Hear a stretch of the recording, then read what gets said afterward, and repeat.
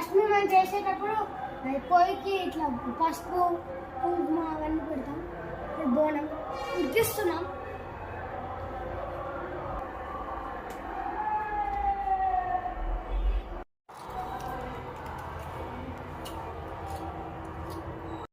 So guys ఇప్పుడైతే మా mummy బోనం తయారు చేస్తుంది చూడండి.